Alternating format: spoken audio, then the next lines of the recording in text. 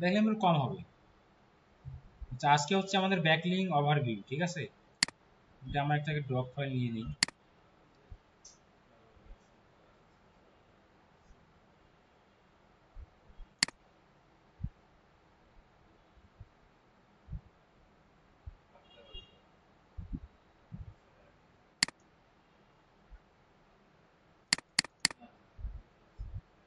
আর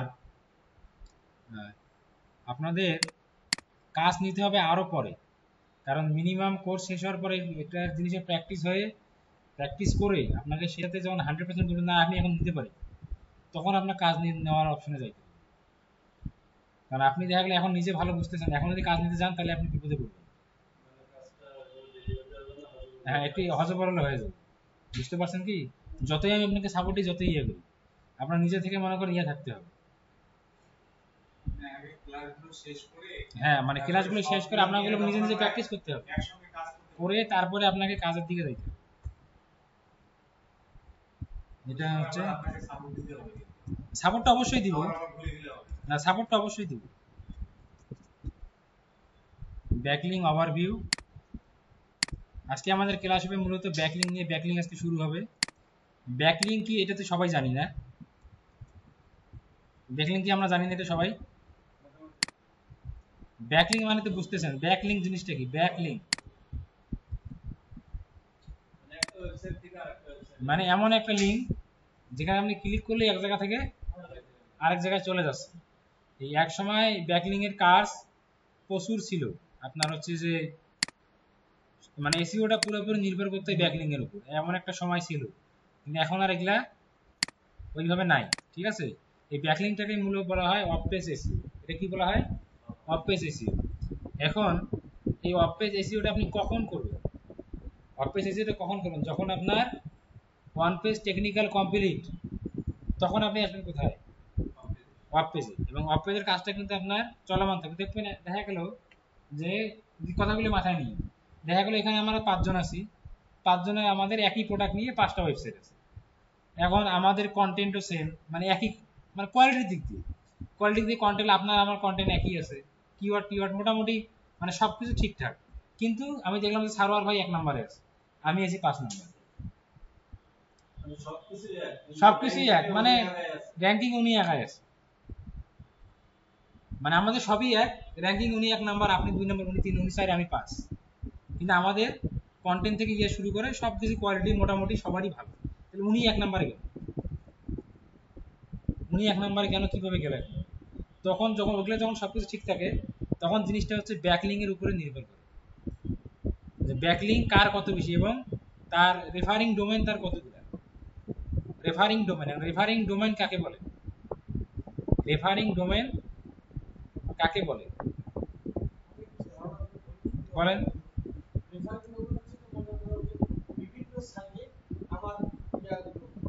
ওয়েবসাইটে দেওয়া আছে। এখন রেফারিং ডোমেন সেটাই হবে যেই সাইট থেকে আপনি লিঙ্ক দিয়েছেন, ওই ওয়েবসাইটটাকে বলবো আমরা কি? Referring domain. এখন দেখা যাইতে পারে যে একটা ওয়েবসাইটে আমরা দেখলাম যে আমাদের ব্যাকলিং আছে ধরেন 3 লাখ, বাট রেফারিং ডোমেন হচ্ছে 400। তাহলে ব্যাকলিং 3 লাখ কেমনে হইলো? তার মানে একটা করে ওয়েবসাইট থেকেই একাধিক ব্যাকলিং নেওয়া আছে। রেফারিং ডোমেন কিন্তু এই কথাগুলো কিন্তু মাথায় রাখতে হবে। রেফারিং ডোমেন কাউন্ট হবে কয়বার? একবার। আর ধরেন আমি আমার একটা ওয়েবসাইট, এখন আমার ওয়েবসাইট থেকে আপনি 5টা লিঙ্ক দিয়েছেন, ঠিক আছে? তাহলে ব্যাকলিংক আপনি কয়টা নিলেন? না, 5টা। রেফারিং ডোমেন কাউন্ট হবে কয়টা? একটা। জিনিসটা বুঝতে পারছেন? আমার কথাটা আবার বুঝিয়েন যে আমরা কি কি বললাম একটু এখনই, যে হচ্ছে যে রেফারিং ডোমেন, তাই না?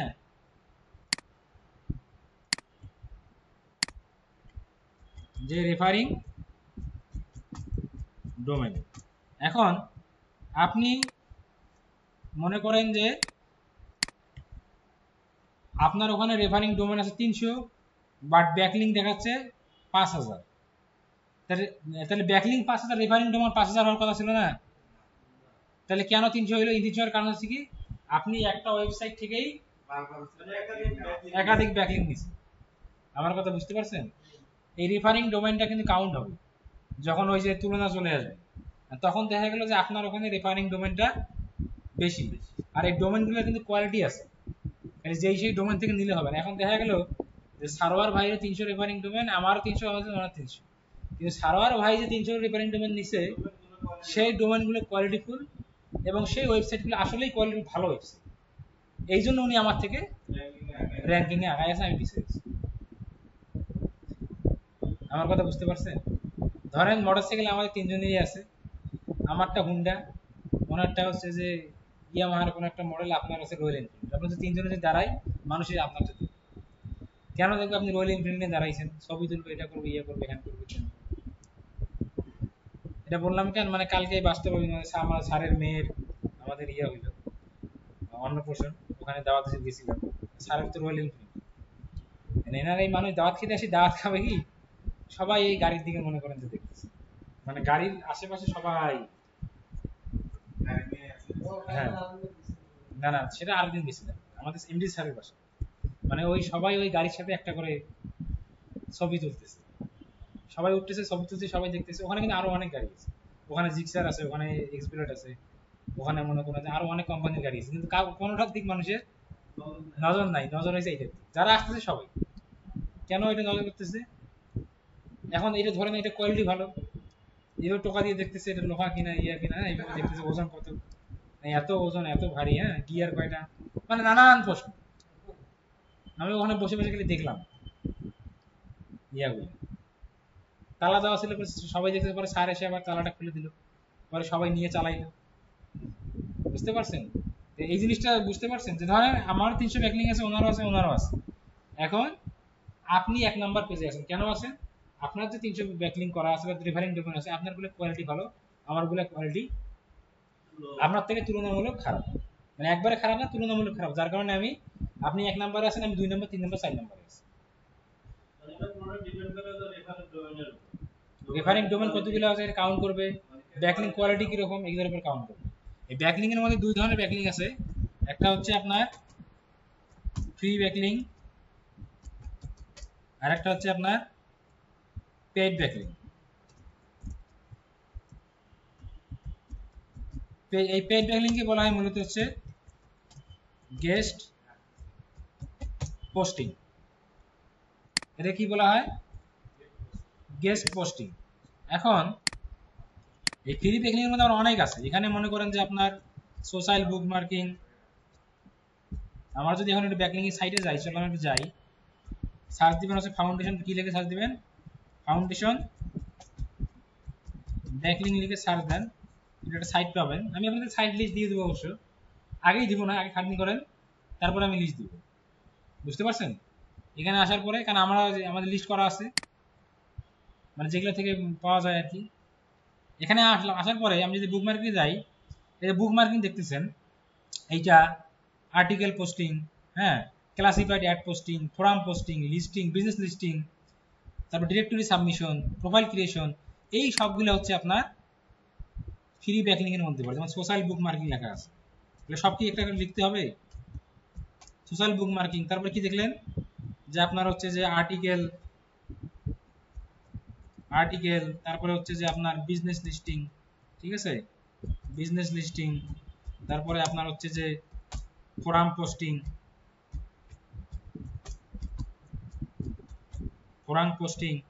তারপরে আপনার হচ্ছে যে ওয়েব 2.0, ওয়েব 2.0, এখানে আরো কিছু আমরা পাবো। যদি আমরা এখানে যাই, ক্লাসিফাইড অ্যাড পোস্টিং, এটা এখন চলে না, ক্লাসিফাইড অ্যাড পোস্টিং, এটা ডিরেক্টরি সাবমিশন, এখানে যদি আমরা আসি, যে ডিরেক্টরি সাবমিশন,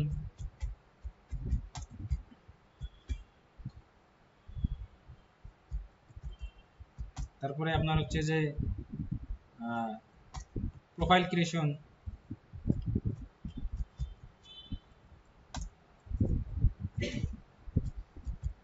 এগুলো সবগুলো মূলত কি, সবগুলো মূলত হচ্ছে ফ্রি ব্যাকলিং। এগুলা থেকে এগুলো করতে গেলে আপনাকে টাকা পয়সা খরচ করতে হবে না। আর এখনকার যুগে এসে এই ফ্রি ব্যাকলিংটা ওইভাবে কি করে না, এখনকার যুগে এসে ফ্রি ব্যাকলিং ওইভাবে আপনার কাজ করে না, ঠিক আছে। এখনকার যুগে এসে ফ্রি ব্যাকলিং ওইভাবে কাজ করে না, পেইড নিয়ে করতে হয়। কিন্তু তারপর অনেক ক্লায়েন্ট থাকে যারা দেখবেন যে পেইডটা কি করতে যাচ্ছে না, যারা পেইডটা করতে যাচ্ছে না তারা কি করতে যাচ্ছে, ফ্রি ব্যাকলিং করতে যাচ্ছে। পেইড করতে যাচ্ছে না, ফ্রি করতে যাচ্ছে। বুঝতে পারছেন?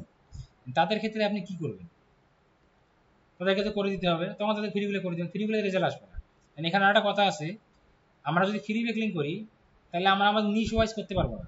নিশ ওয়াইজ বোঝেন? এটা কিন্তু অনেকবার বলছি। নিশ ওয়াইজ কি? টপিক বেস বা নিশ বেস, এটা বোঝেন কি? বলেন তো দেখি কি। তাও একটু গেস করেন দেখি। যে আমি আমার ওয়েবসাইট, আমার যে ওয়েবসাইট, আমার ওয়েবসাইটটা হচ্ছে ইলেকট্রনিক আইটেম। যখন আমি ব্যাকলিং করবো, আমি নিশ বেস চাচ্ছি, তাহলে কি আমি এখন ফ্রি ব্যাকলিং দিয়ে কিন্তু এটা হবে না। এই নিশ বেস বলতে কি কি বুঝতেছি?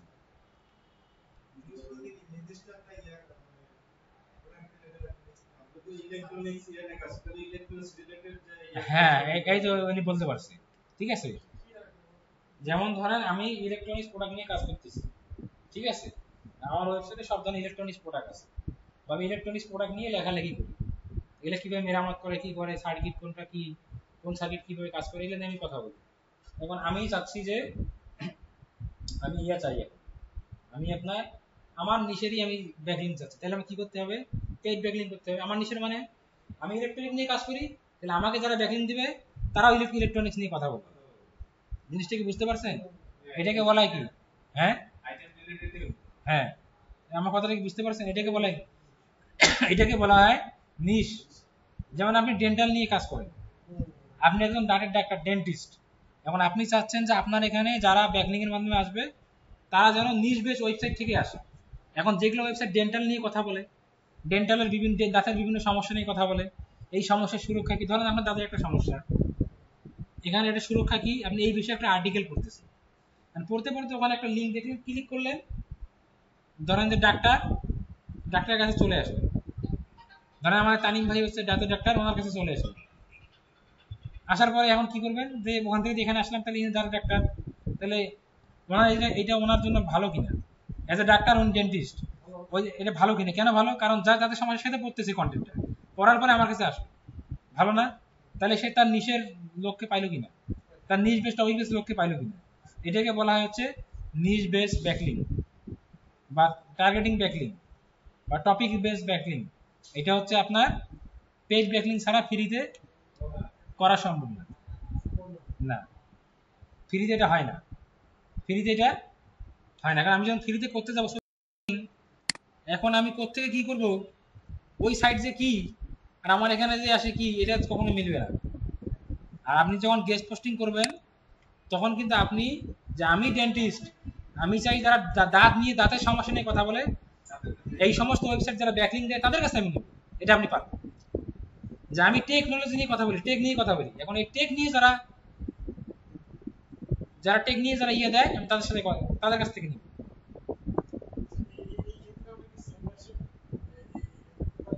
সেম রাশের হেল্প এখন লাগবে না, আপনারা শিখে, আমাদের এখনো আজকে জাস্ট মানে ওভারভিউ দেওয়া আছে যে জিনিসটা কি, এইটাকে বোঝেন, ওটা তো পরের হিসাব, এই জিনিসটাকে বোঝেন। এটা কি বুঝতেছেন? বুঝছেন জিনিসটা? হ্যাঁ, কি বুঝলেন বলেন দেখি।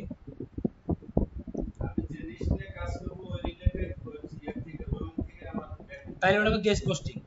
আর যদি আপনি ফ্রিতে করেন তাহলে তো কোনো এটা পালাই নেই। হ্যাঁ, এখানে আছে, এখানে অনেক সাইট লিস্ট। আপনি যদি এখানে যাই, প্রোফাইল ক্রিয়েশনে যদি যাই, দেখেন আমি এখানে গেলাম, যে সোশ্যাল বুকমার্কিং গেলাম, দেখেন সাইট লিস্ট ক্লিক করলাম, এখানে অসংখ্য সাইট চলে আসে, দেখেন অসংখ্য সাইটের লিস্ট এখানে চলে আসছে না? এখন এগুলাতে যাওয়ার পরে এরকম যখন করবো তখন বুঝতে কতটা বিরক্তিকর। আমি এটাতে ঢুকবো, এখন ঢোকার পরে এখান থেকে একটা লিঙ্ক নিতে পারবো কিনা আমি জানি না। এটা আমার কি সোশ্যাল বুক মার্কেট, তাই না? প্রত্যেকটা সোশ্যাল সাইট আসছে, এখানে আমাকে কি করতে হবে, আমাকে যে কোনো কিছু লিখে যে কোনো ভাবে ওখান থেকে একটা লিঙ্ক নিতে হবে। যখন লিঙ্ক দিতে পারবো সেটা কি হবে, ব্যাকলিঙ্ক। এখন এইটাতে 50টা সাইট খুঁজে আপনি 2টা হইতে পারে, এই লিস্টে 10টা খুঁজে আপনার একটা হইতে পারে, 20টা খুঁজে একটা হইতে পারে, ঝামেলা না? আমি আপনাদের সাইড লিস্ট দিব আপনাদের, সমস্যা নেই। কিন্তু এটা আপনার আগে প্রথমে তো বুঝতে হবে যে ইয়েটা, এইটা হলো আপনার ফ্রিতে, যেটা এই যে প্রোফাইল ক্রিয়েশন, এই প্রোফাইল ক্রিয়েশনের ক্ষেত্রে আপনার হচ্ছে যে এখানে যদি আপনি আসেন, এটার কাজ হচ্ছে যে আপনার ওখানে যে এই যে সাইট লিস্টটা, এখানে প্রোফাইল তৈরি করতে হবে। তৈরি করার পর কোনো না কোনো ভাবে ওখান থেকে আপনার একটা লিঙ্ক নিতে হবে, বুঝছেন? এই যে লিঙ্কে যদি কাজ করে তাহলে সেটা আপনি আপনার বায়ারকে দিতে পারবেন লাইভ লিঙ্ক হিসেবে। কি বুঝতে পারতেছেন? হ্যাঁ, বোঝা যাচ্ছে সরার ভাই? প্র্যাকটিক্যালি গেলে আর ভালো বুঝবেন। আর যখন আমরা পেইড ব্যাকলিংয়ে আসবো তখন কিন্তু বিষয়টা এমন থাকবে না। এখানে গেলাম আমি, এই ধরনের এই সাইডে ঢুকলাম, লিস্ট থেকে একটা সাইডে ঢুকলাম, ঢোকার পরে সেখানে চেষ্টা করলাম একটা লিঙ্ক দেওয়া, লিঙ্ক তৈরি হয়ে গেল, আমি কি করলাম, লিঙ্কটা কপি করে রাখলাম, সাইটটা কপি করে রেখে দিলাম যেখান থেকে হয়, এটা আমার কাজ শেষ। আর যখন আমি পেইড ব্যাকলিংয়ে যাব তখন কিন্তু আমাকে ওই ওয়েবসাইটের মালিকের সাথে কথা বলতে হবে। তখন ওয়েবসাইটের মালিকের সাথে কি করতে হবে, কথা বলতে হবে যে আমি তোমার কাছে এই বিষয়ে একটা ব্যাকলিং নিতে যাচ্ছি, তুমি একটা ব্যাকলিং নিলে কত টাকা নিবা, কতদিন না থাকবে ওরা, তুমি কত টাকা নিবে একটা ব্যাকলিং, বুঝতে পারছেন? তুমি একটা ব্যাকলিং এর জন্য কত টাকা নেবে। সে বললো যে আচ্ছা আপনি যদি ব্যাকলিং নিতে চান, একটা ব্যাকলিং এর জন্য আপনাকে দিতে হবে হচ্ছে $5। কত ডলার? $5। ক্লায়েন্টকে বললেন পার ব্যাকলিং $8, $3 আপনার, বুঝতে পারছেন?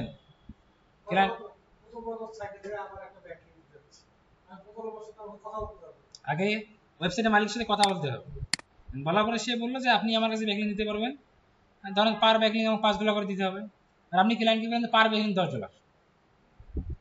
$5 আপনার, ক্লায়েন্ট আপনার $10 পেমেন্ট করলো, আপনি 5 মালিককে দিয়ে দিলেন, 5 আপনি নিলেন, বুঝতে পারছেন?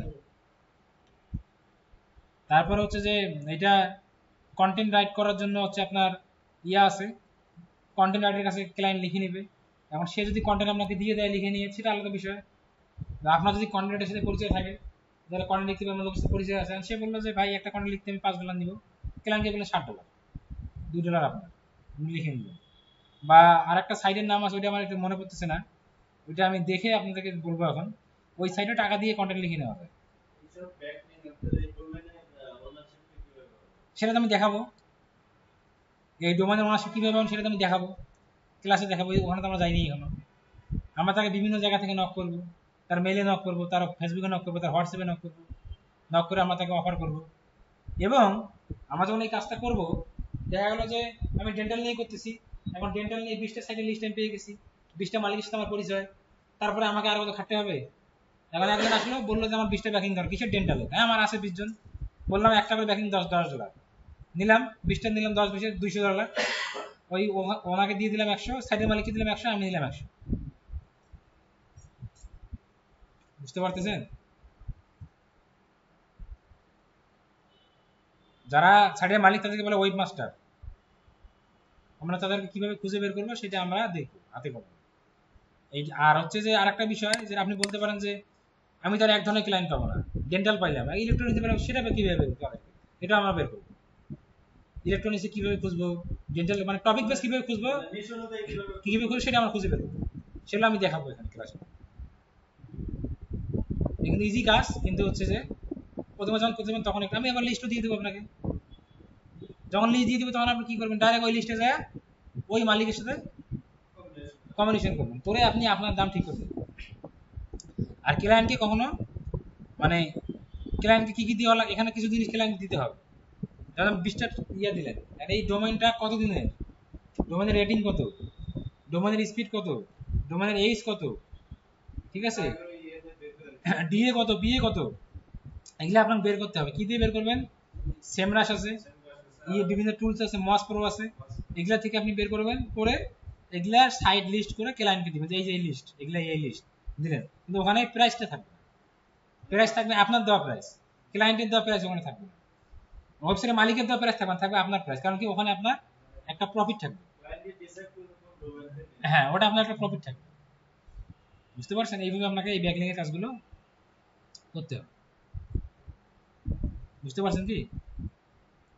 কিন্তু আপনি কিন্তু আবার এই ব্যাকলিং এর করে আলাদা চার্জ পাবেন, $50 আপনার $50 দিলে আপনার পারিশ্রমিক, এইটা বাদে আপনি একটু চালাকি করলে আরো আপনি $50-60 ইনকাম করতে পারতেছেন।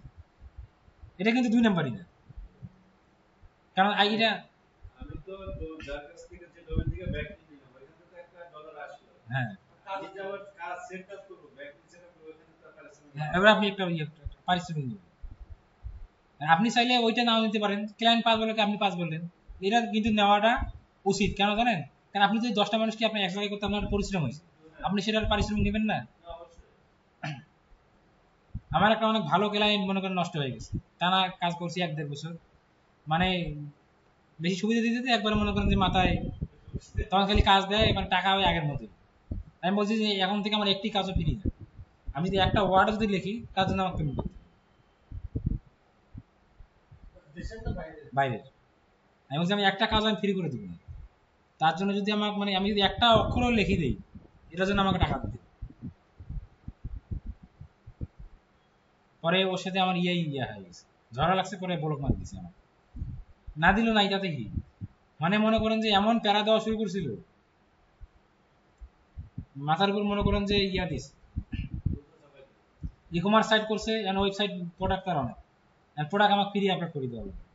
একটা প্রোডাক্ট আপলোড করতে গেলে অনেক সময় লাগে, প্রোডাক্টের টাইটেল তৈরি করা, ডেসক্রিপশন তৈরি করা, ট্যাগ তৈরি করা, কে ফিচার্স ওই অনুযায়ী লেখা, অনেক সময় লাগে। এই কাজগুলো ফ্রি করে দেওয়া সম্ভব? ঠিক আছে, এখন আমি দিছি করে 15-20টা করে দিছি, এখন বাকি যেগুলো সবই যদি আমি করে দিই ফ্রিতে হবে না, তাই না? মনে করেন যে তার 400 প্রোডাক্ট, এখন 400 প্রোডাক্ট যদি ফ্রি আপলোড করে আমার হবে, সেটা আলাদা চার্জ লাগবে। আমি বলছি যে পার প্রোডাক্ট $2 লাগবে, মানে এই 2-1 কথায় মনে করেন যে ইয়া হয়েছে, পরে আর ওটা মানে ইয়া হয়ে গেছে। না হোক সমস্যা নাই, কিন্তু কথা হচ্ছে যে আপনি যে কাজটা করবেন, আপনি যে ব্যাকলিং লিস্ট বেরবেন, আপনার তো একটা পারিশ্রমিক আছে। অনেকে দেখবেন ফেসবুকে, আপনার এই অ্যাড দেখছেন কিনা জানি না, অনেকে এগুলো সাইডের লিস্ট বিক্রি করে, ফেসবুকে অ্যাড চালায় যে 3000+ ভালো ডিএপিএ আলা সাইট আপনাকে লিস্ট দেবে, আপনার কাছে বিক্রি করবে। ওটা কিনে নেবেন, নিয়ে কি করবেন, ওই যে আমি যে সাইট লিস্ট আপনাকে দিব সেই সাইট আপনি ওখানে পাইলেন, ওগুলোতে আপনি লক করে ইয়ে করতে পারবেন, এগুলো বিক্রি করে। বুঝতে পারছেন? অনেকে দেখবেন যে ওই যে গ্রাফিক্স টেমপ্লেট গুলো বিক্রি করতেছে, জন্ম সনদের টেমপ্লেট বিক্রি করতেছে, মানুষ কিন্তু আবার কেনেও, দাম ধরে মনে করেন 150 টাকা, 100 টাকা, 99 টাকা, 50 টাকা দাম ধরে, মানুষ আবার মনে করেন যে দুধি কিনতেছে। এই জিনিসগুলো হচ্ছে আপনাকে মানে বুঝতে হবে, বুঝে তারপরে শুনে ইয়ে করতে হবে, কাজ করতে হবে।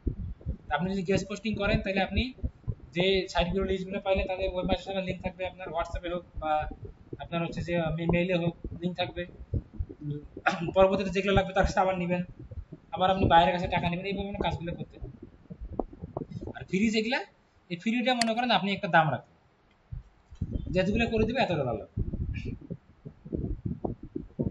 বুঝতে পারছেন? আর এই ব্যাকলিং এর কাজটা কিন্তু চলমান থাকে, এটা আপনাকে মনে করেন করে যাইতেই হয়।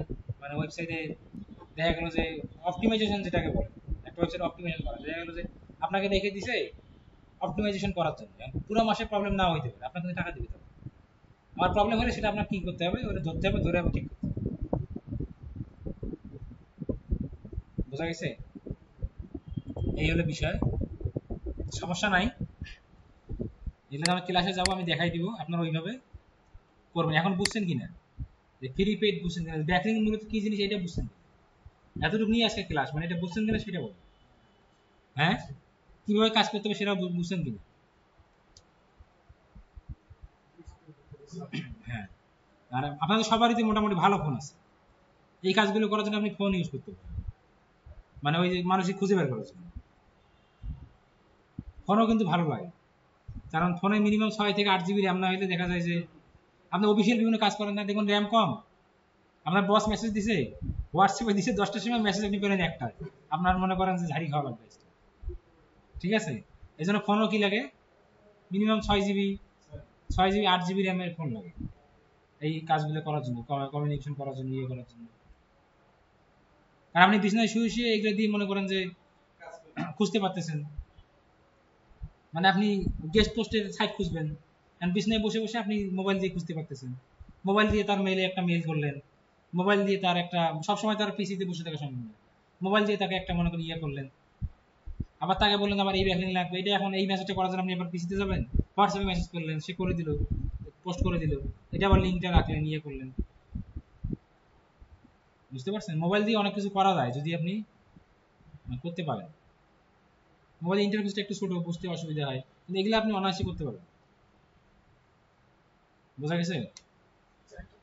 জি বলুন। হ্যাঁ, ফাউন্ডেশন ব্যাকলিং।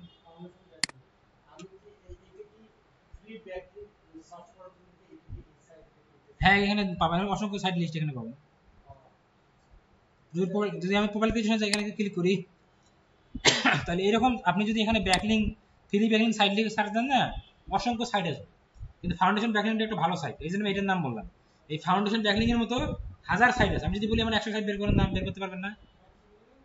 আমি যদি বলি যে ফাউন্ডেশন ব্যাকলিং এর মধ্যে 100 সাইট বের করেন, পারবেন না বের করতে? কেমন বের করবেন?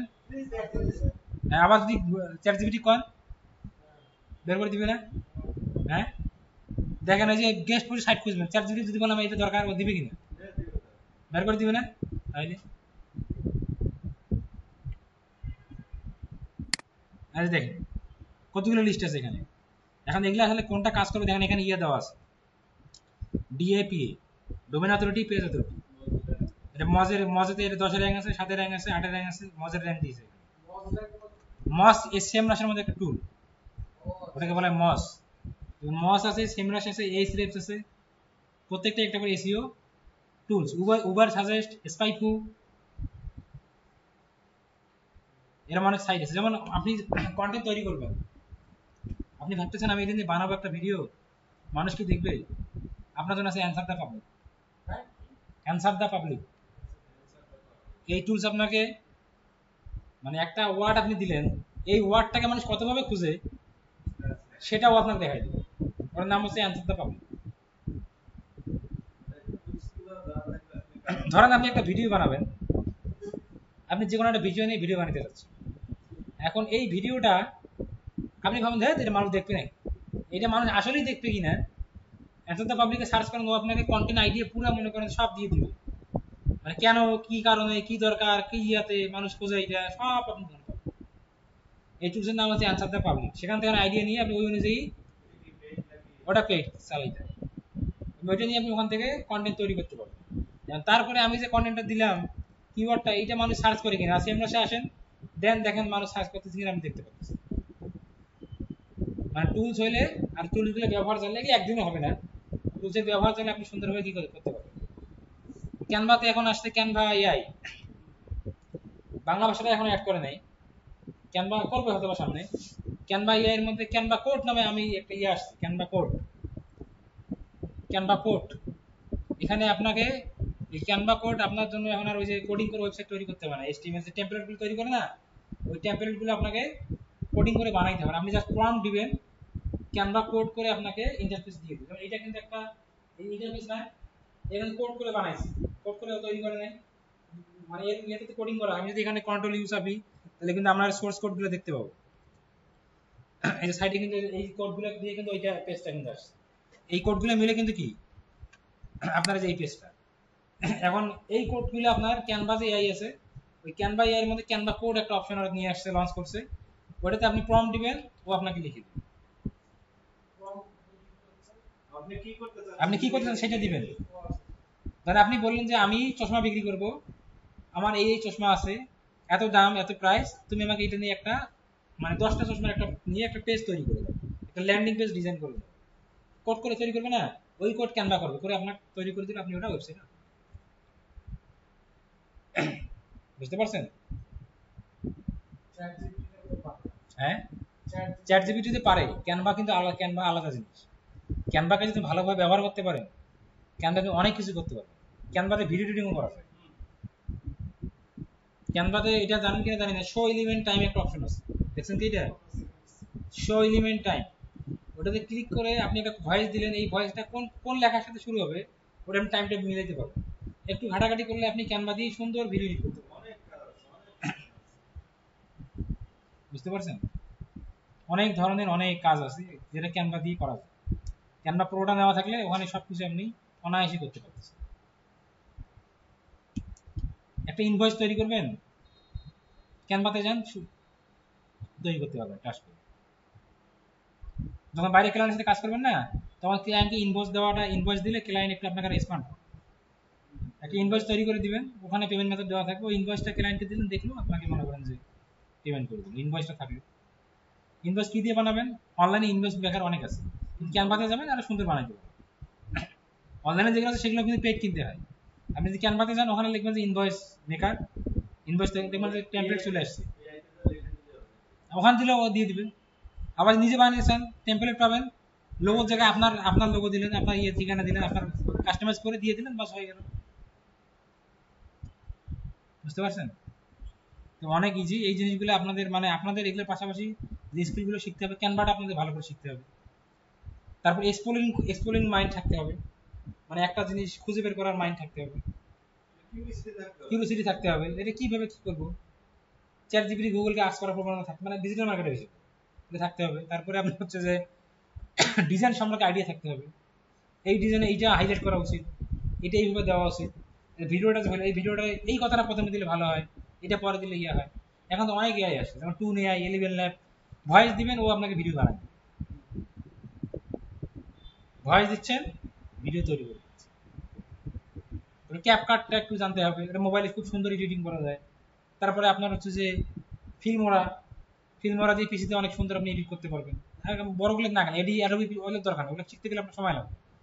অ্যাডোবি প্রিমিয়ার প্রো শিখতে গেলে কি লাগবে? সময় লাগবে। আপনি ওটা দিয়ে করলেন, ফিল্মোরা দিয়ে করলেন। তারপরে মোশন গ্রাফিক্স যেটা বলে, ছোট করে ব্যবসা করতেছেন, মোশন করবেন, মোশন কন্টেন্ট কি করবেন, মোশন করবেন, সেক্ষেত্রে আপনি ইয়ে করতে পারেন,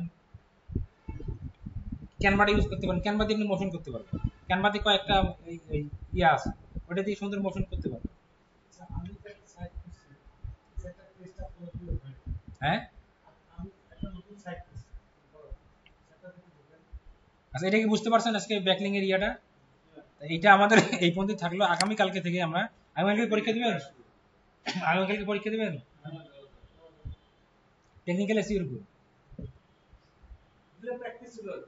আপনিও প্র্যাকটিস করে আসেন, আপনারা প্রস্তুতি নিয়ে এসে তাহলে আগামীকাল তাহলে পরীক্ষা দেন, তারপরে আমরা ব্যাকলিংয়ে যাবো। ব্যাকলিংয়ে সময় লাগবে না, ব্যাকলিংয়ে সময় লাগবে না কেন? কারণ এখানে জাস্ট খুঁজে বের করা